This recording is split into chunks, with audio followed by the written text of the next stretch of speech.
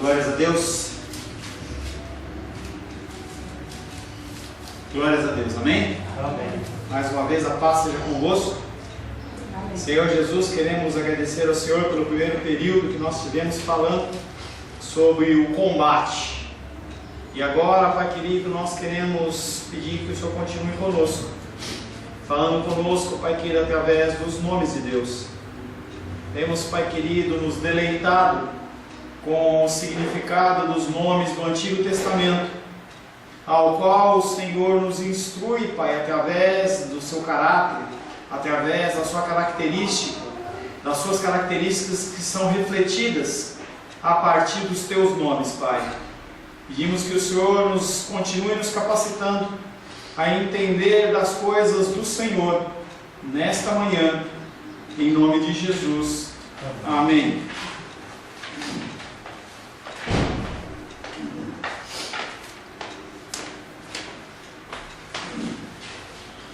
Até domingo passado, estávamos falando sobre os nomes de Deus no Antigo Testamento. Nomes com significados maravilhosos. Nomes que tinham a ver e mostram as características do nosso Deus. A partir de hoje, nós vamos começar a ver os nomes de Deus no Novo Testamento.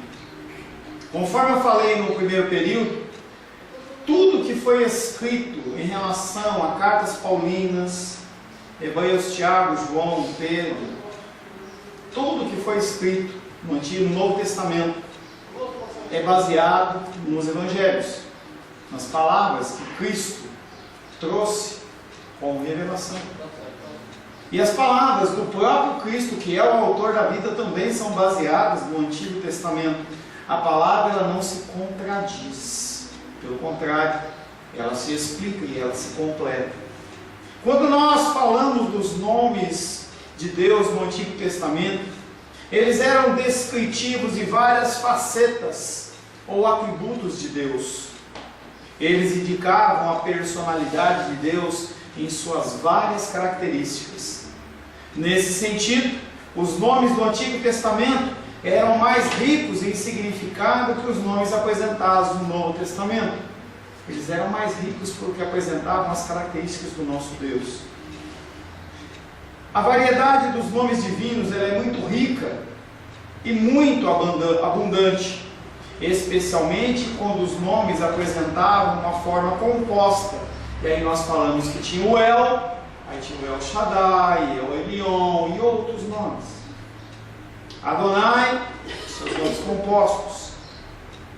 No Novo Testamento, temos nomes mais genéricos, que não são indicativos da personalidade de Deus. São mais títulos do que nomes próprios. E alguns deles indicam antes a função do que o caráter. O primeiro nome que nós vamos estar falando de Deus no Novo Testamento é uma palavra grega que se traduz por Theos, T-H-E-O-S, que quer dizer Deus. Tá? Nós não conseguimos, conforme eu já falei, ver a riqueza do Antigo Testamento em hebraico, Novo Testamento em grego, porque o nosso português muitas vezes não consegue refletir o que o significado dos textos dizem. Theos é uma palavra grega que é traduzida como Deus, não necessariamente o Deus da Bíblia. Então, quando se vê Theos em qualquer lugar, está falando de Deus ou deuses. Mas quando se fala nas Escrituras, está falando do nosso Deus. Todas as pessoas com algum tipo de autoridade eram chamadas de deuses. João capítulo 10, verso 34.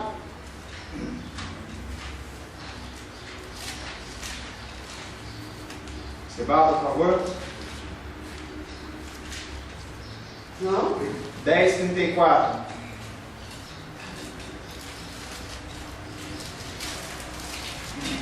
João 10, 34 fala o seguinte.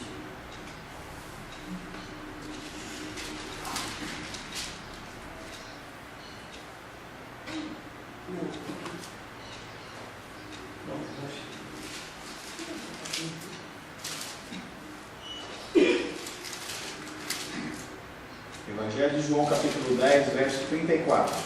34 diz: replicou-lhes Jesus: não está escrito a vossa lei? Eu disse: sois deuses? Jesus estava numa discussão, estava sendo interrogado. Ele olha para aqueles homens e fala: mas na vossa lei não está dizendo que vocês são deuses?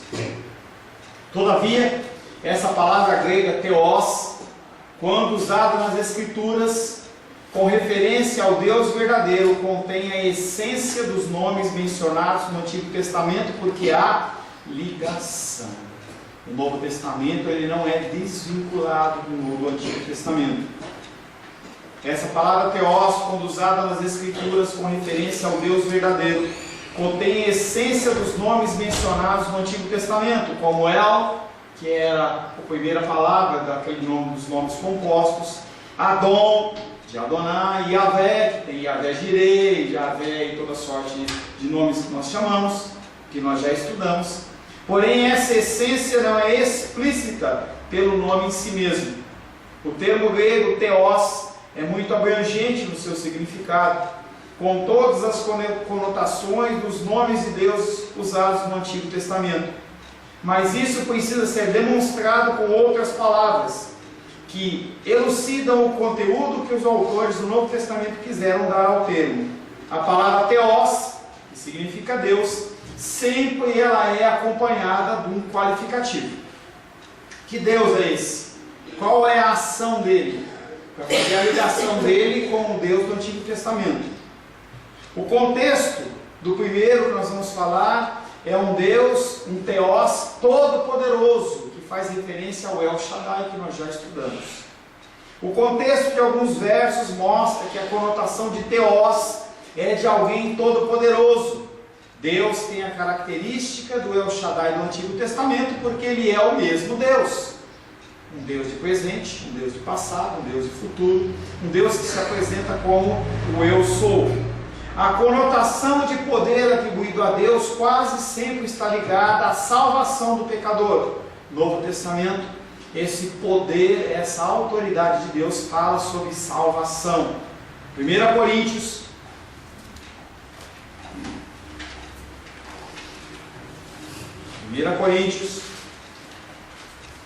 capítulo 1, por favor. 1 Coríntios, capítulo 1, versos 18 a 24.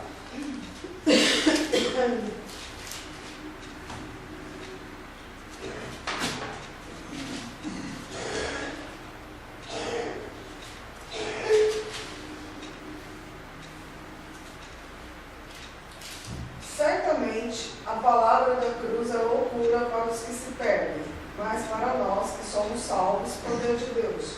Pois está escrito: destruirei a sabedoria dos sábios e aniquilarei a inteligência dos instruídos. Onde está o sábio? Onde está o escriba?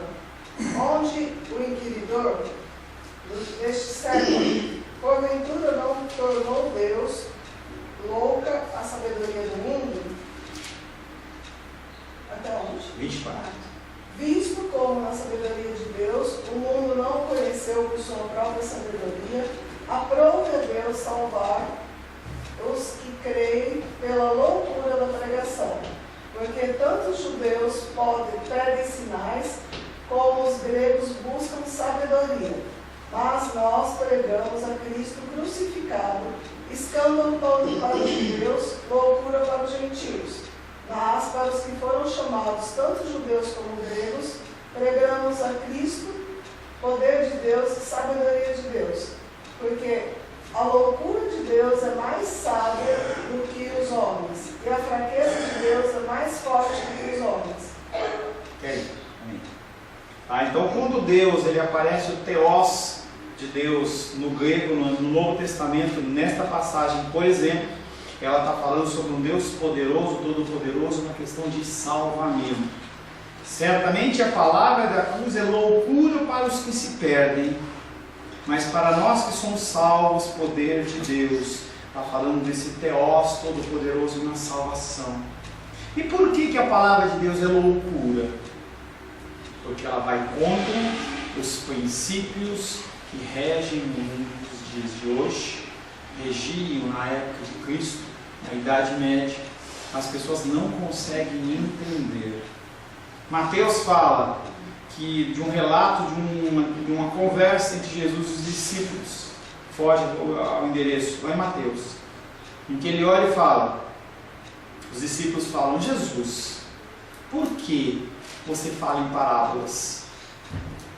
É como se eles estivessem falando assim para Jesus: Jesus, não é mais fácil você falar de uma maneira aberta, usar uma terminologia que as pessoas entendam?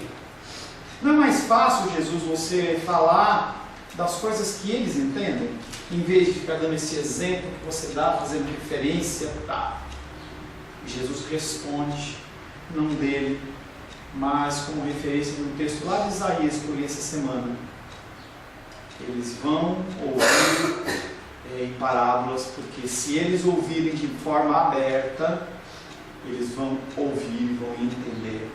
E se eles entenderem, eles vão crer. É um texto difícil da gente aceitar. É um texto que é complexo. Como é esse Deus que ele não salva a todos? Esse Deus todo-poderoso, ele é um Deus que ele salva quem ele quer, porque ele é todo-poderoso. E é aquilo que eu falava para o Irmão dos Reis antes do intervalo. A salvação nossa, ela não é condicionada da nossa ação. Ela é condicionada da misericórdia de Deus. Por quê? Não sei. Não tem nada de melhor do que um pedófilo quando eu falo mal de alguém, ou eu assassino um irmão através das palavras destrutivas.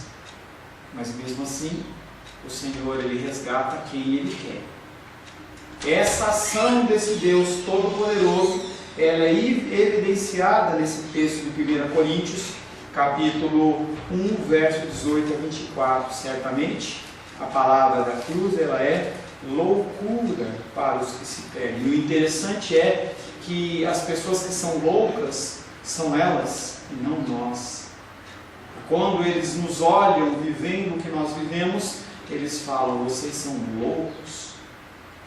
1 Coríntios, capítulo 15,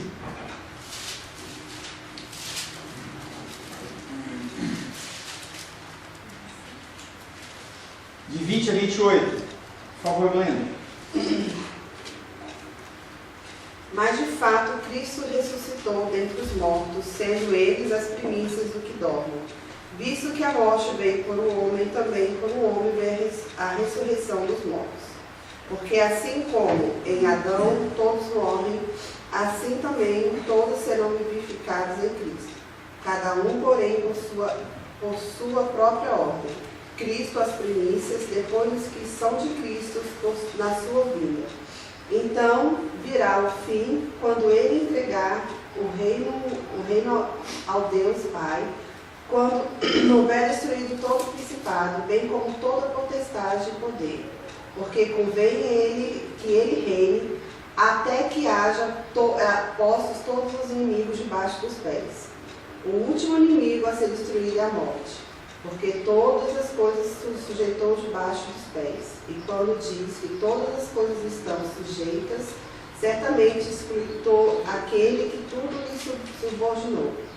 Quando, porém, todas as coisas lhe estiverem sujeitas, então o próprio Filho também se sujeitará àquele que todas as coisas se sujeitou, para que Deus seja tudo em todos. Palavras de loucura. Palavras de loucura. Quando as pessoas veem catástrofes, elas falam: se Deus é Deus, por que ele deixa isso acontecer? Não é algo diferente que aconteceu na cruz do Calvário, quando os fariseus olhavam para Jesus e falavam assim: olha, Jesus, se você realmente é Deus, por que você não desce da cruz para que a gente acredite em você? As pessoas olham para mim e para você e falam assim: olha, se realmente esse Deus seu, ele é verdadeiro, por que ele permitiu acontecer tal coisa? Porque ele é todo poderoso. Eles não conseguem entender que esse Deus, ele não faz o que nós queremos. Ele faz o que ele quer. A vitória de Deus na salvação dos pecadores e na destruição dos inimigos do seu povo é a demonstração do poder desse Deus chamado Theos, porque Ele é o mesmo El Shaddai do Antigo Testamento. Ele possui domínio sobre todas as coisas, incluindo as hostes espirituais do mal, a quem Ele vence. Theos é aquele que põe em sujeição todas as coisas. Nós já lemos 1 Coríntios capítulo 15, verso 18. Tudo vai se sujeitar a Ele. As coisas se sujeitam a Ele, quer queira, quer não. Ele não é regido por princípios de física, química e biologia. Ele não é medido no tempo do homem. Não tem como calcular a área de Deus, nem o volume de Deus, nem o peso de Deus, nem o pensamento de Deus.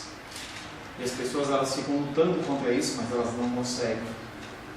No texto de 1 Coríntios 15 que nós lemos, nós aprendemos que Theos é o Deus com autoridade suprema para exercer governo no seu universo.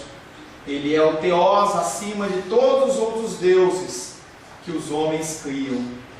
Ele governa sobre todos os principados e potestades. Por isso, Ele é exaltado sobre todas as coisas e é honrado pelo próprio Filho, quando esse lhe devolve o reino, para que ele reine eternamente sobre tudo. E nós lemos 1 Coríntios capítulo 15, verso 24, 27 e 28, exatamente sobre essa ação de Deus recebendo o reino de volta do seu próprio Filho. Infelizmente nós não temos uma versão em grego para que nós possamos ler e observar como Deus aparece como todo-poderoso Salvador.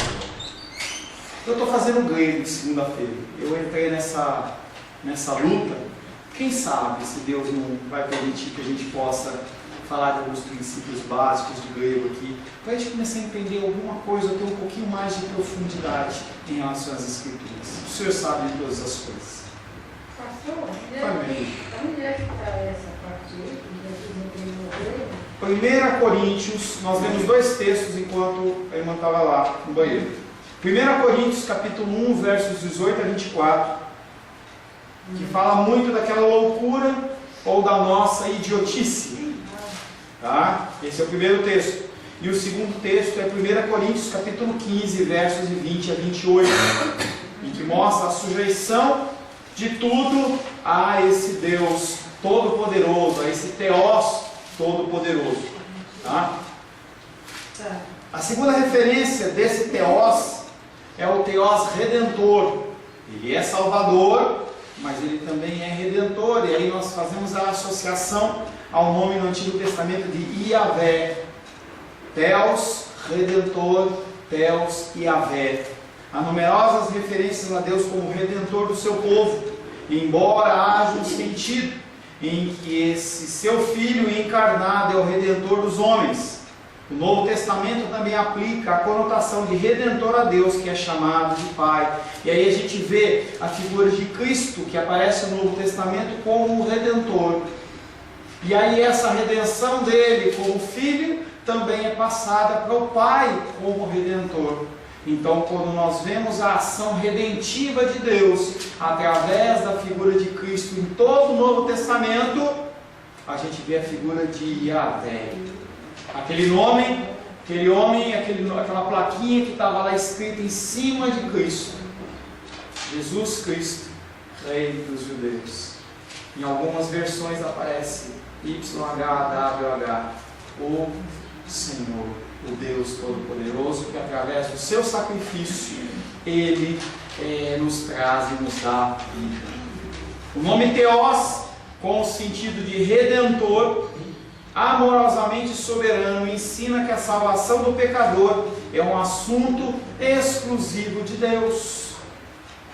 Eu não consigo, você não consegue, nós não conseguimos, vós não conseguis, eles não conseguem. Ninguém consegue ser salvo pelos seus próprios méritos e pelos seus próprios esforços. Pastor, eu vou agora cancelar a internet, agora eu não vou mais ver a Rede Globo. Não vai fazer você ser salvo. Veja, assista as coisas com discernimento, é muito melhor do que você falar assim, não faço, não provo. É um radicalismo que é estranho. Lógico, se você vê um programa que é declaradamente nocivo a você, se abstenha dele. Mas não entra nesse comportamento de que eu vou me abster de televisão, eu vou me abster de internet, eu não vou fazer nada, porque se eu fizer isso... Jesus Cristo já falava que o que suja o homem não é o que entra, é o que sai. Claro que estava se referindo ao alimento, mas nós podemos, de uma forma geral, olhar para as coisas, porque as pessoas elas se abstêm de fazer tantas coisas que o Senhor criou e disse, e o que eu criei é bom. E aí o ser humano vem e fala, não é bom, é mal. Não é mal, é bom. É bom, a gente tem que saber utilizar com sabedoria. O nome Theos, com o sentido de redentor, amorosamente soberano, ensina que a salvação do pecador é um assunto exclusivo desse Deus redentor chamado Theos.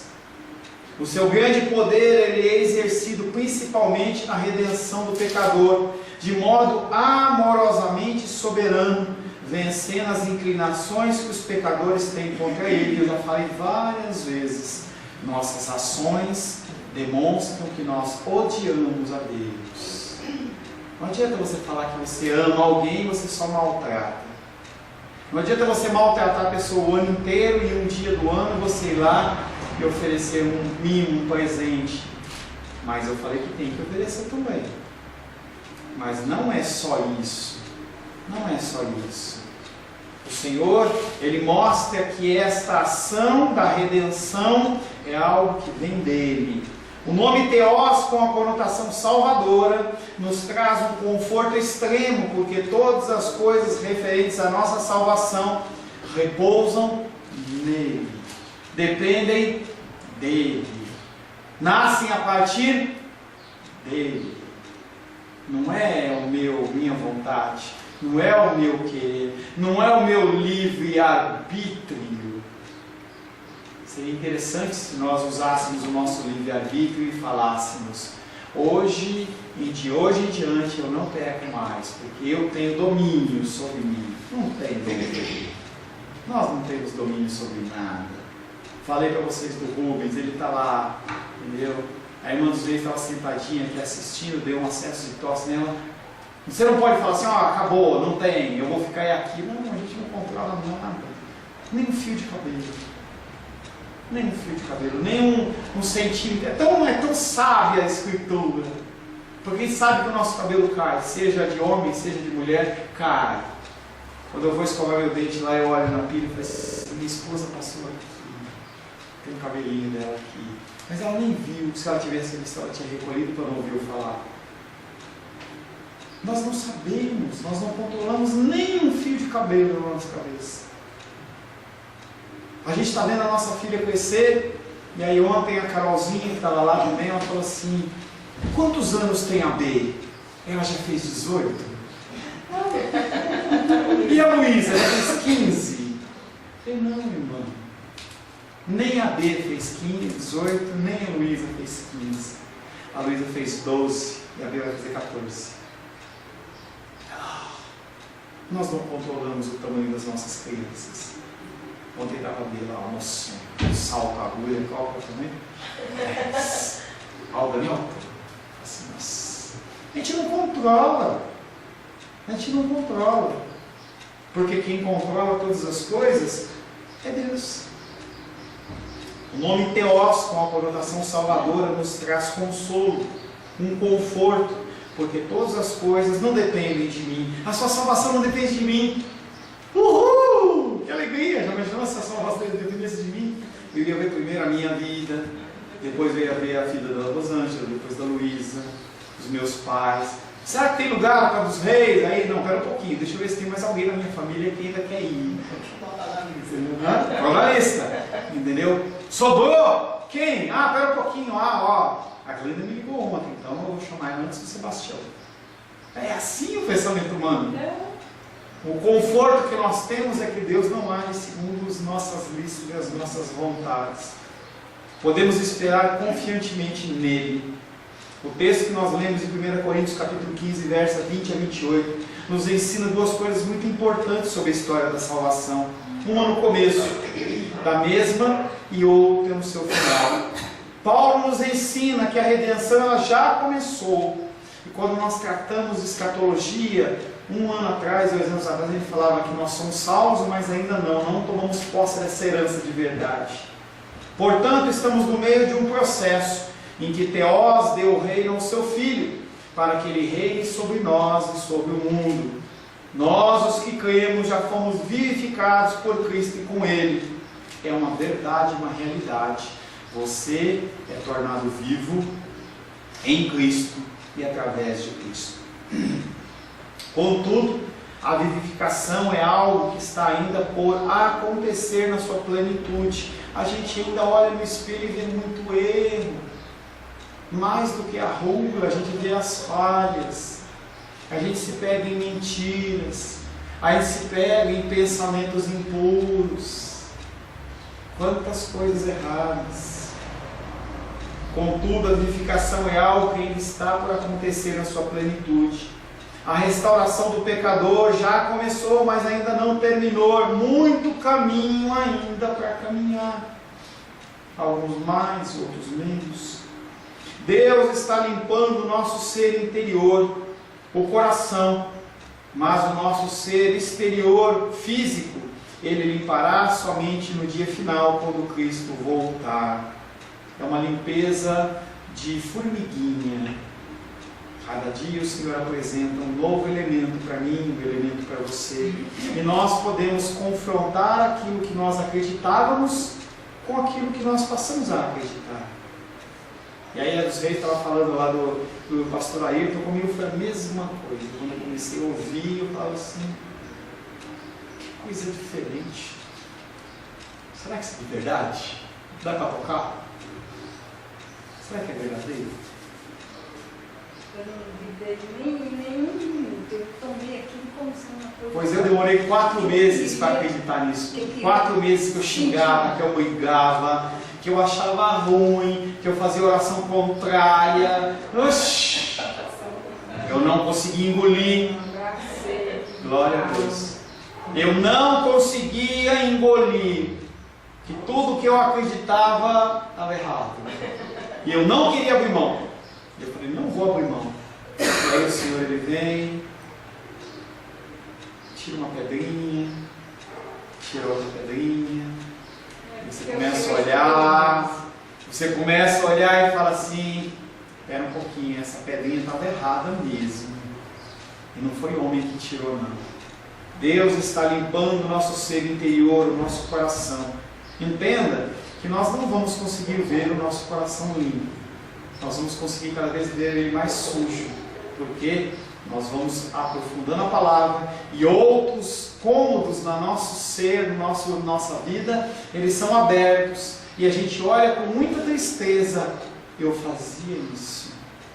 Eu acreditava naquilo outro. E aí você começa todo um processo de transformação que não é... Mudei, acabou. Não minto mais. Não é assim. Pode ser em alguma situação específica comigo, com você, mas a grande maioria das situações elas demandam tempo e a gente geme até que a gente consegue abrir mão e falar assim, tá bom, eu deixo isso, Senhor, está nas tuas mãos. Ontem a gente estava lá na festa e tinha uma moça, uma senhora com uma âncora tatuada no braço aqui, falava sobre um caminho, dava a entender que era a pessoa entregando o seu caminho, teoricamente, vamos pôr o espiritual a Cristo. Estava escrito errado em inglês, e eu olhei aqui, eu falei assim, não cabe nem para colocar mais uma letra aí, estava errado escrito. Mas o timão da nossa vida, o controle da nossa vida, a gente não consegue soltar de uma vez, porque a gente não confia. É só vir uma luta, uma dificuldade na sua vida, uma dor, que você questiona. Será que Deus realmente ele vai ou está no controle? A restauração do pecador já começou, mas ainda não terminou. Deus está limpando o nosso ser interior, o coração, mas o nosso ser exterior, Ele limpará somente no dia final, quando Cristo voltar, e Cristo, Ele vai voltar. Uma certeza para você é que Cristo, Ele vai voltar. Quando nós cantamos nessa barra, Jesus está voltando, Ele está voltando, Ele está voltando. Não sei se ainda vai hoje, se vai amanhã, se vai mais uma década, se vai mais um século, eu não sei, mas Ele está voltando. Tudo isso é feito e administrado por ninguém menos do que o Theos Redentor. É Ele que orquestra. As pessoas perguntaram para Jesus, quando que isso vai acontecer, Jesus? Jesus fala assim, olha, não sei. Quem sabe é só Pai. Eu tenho outras funções. Eu tenho outras atribuições. É como se ele estivesse falando, eu não sou menor, mas eu tenho uma função que não faz parte de conhecer isso. Saber disso. Tudo isso é feito e administrado pelo Theos Redentor. A nossa redenção física se dará quando for vencido o último inimigo, a morte. Nós lemos em 1 Coríntios, capítulo 15, verso 26. O último inimigo a ser vencido chama-se morte. Quando essa morte for vencida, não vai haver mais tosse, não vai haver mais coriza, não vai haver mais necessidade dessas coisas, porque nós vamos ser renovados e restaurados. Então, todas as realidades redentoras serão consumadas. Essa verdade é altamente consoladora para todos nós que aguardamos a vinda de Jesus Cristo, o Filho de Deus, o Filho de Theos. Portanto, nada deve chamar tanto a atenção do cristão quanto o término da redenção que Theos fará de maneira gloriosa, mostrando o seu grande poder, manifestando-se como El Shaddai, o Todo-Poderoso, para que os homens todos vejam a glória e os cristãos tenham, além disso, a experiência pessoal da salvação. O dia do Senhor será um dia terrível. As Escrituras falam desse dia como um dia de escuridão, de trevas, de dor. Mas para aqueles que são do Senhor vai ser um dia de muita alegria. Vai ser um dia em que as coisas velhas realmente vão ficar para trás. Nós vamos poder ter uma vida plena no sentido de entendimento de Deus. Os questionamentos dos reis que você não conseguir tirar aqui na terra, o Senhor Ele vai te dar de uma vez só. E você vai olhar para aquilo e falar assim, que lindo, que maravilhoso é a tua palavra. As coisas que nós não conseguimos entender, que ocorreram conosco, ocorreram com os nossos entes queridos e familiares, naquele dia nós vamos passar a entender. Theos fará de maneira gloriosa, mostrando o seu grande poder, manifestando-se como El Shaddai Todo-Poderoso, para que os homens todos vejam a sua glória, e todo joelho, toda língua, todo joelho se dobre e toda língua confesse que Ele é o Senhor. Mas eu sou da igreja inclusiva, se dobra perante o Senhor. Mas eu sou a favor da pedofilia, se dobra perante o Senhor. Eu tenho minhas vontades, tenho meus desejos, não tem, se dobra perante o Senhor. Estes cristãos, e somente estes, verão a manifestação gloriosa, salvadora, do reino de Deus, de Yahvé, de Theos, do seu Filho Jesus Cristo. A história toda, de Gênesis a Apocalipse, do primeiro homem Adão, até o último homem que eu não sei qual que é o nome dele. A história toda, do começo ao fim, reflete o poder e a gloriosa redenção de Theos, Ele que vem resgatando homens e mulheres ao redor dos tempos, dando luz, dando entendimento. Para mim e para você, talvez numa ocasião, num momento, para outros em meio à perseguição. A história toda, do começo ao fim, reflete o poder e a gloriosa redenção de Theos. Mas pastor, quando eu olho na história, eu só vejo mágoa, tristeza e destruição. Na verdade, você não está olhando com os olhos de Deus. Você está olhando com os olhos do homem, que não consegue ver na morte, algo lindo e glorioso. Falava hoje pela manhã com a Rô a respeito do Rubens, e eu falava para ela assim, na verdade é o meu desejo de que ele seja restaurado, é um desejo egoísta de eu vê-lo novamente, porque ele vai estar muito melhor sem as dores, sem as dificuldades motores, sem a solidão aqui, do que com o Senhor. Ele se manifestará triunfalmente e todo joelho se dobrará diante de Jesus, para que Deus, para que Theos seja glorificado. Eu não tenho a referência, eu escrevi isso hoje de manhã.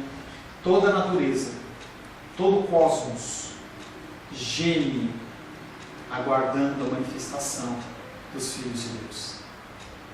A natureza espera que eu e você sejamos cristãos. Os bichinhos esperam, o sol espera, o ar espera, os planetas esperam. O planeta Marte, ele geme esperando que você se converta, que você manifeste a autoridade divina de Deus aqui na Terra. É algo possível, porque o nosso Jesus Cristo, ele fez e ele falou: vocês farão obras maiores e melhores do que eu fiz. Feche seus olhos. Senhor, em nome de Jesus, aprendemos hoje, Pai querido, sobre o Teu nome Theos, um nome todo-poderoso, em especial na redenção dos Teus escolhidos. Pai, nós sabemos que nós não somos dignos, mas o Senhor entra na nossa morada, no nosso corpo, e tem nos dado vida, e vida em abundância, e nós te somos gratos. Santifica-nos, Pai, segundo a Tua palavra, que nós possamos combater o bom combate, explicitado por Paulo a Timóteo. Nós não gastemos energia guerreando guerras que não têm sentido, que apenas tiram as nossas forças e as nossas energias. Nos dá forças, é o que te pedimos, em nome de Jesus. Amém. Pastor, eu queria pedir oração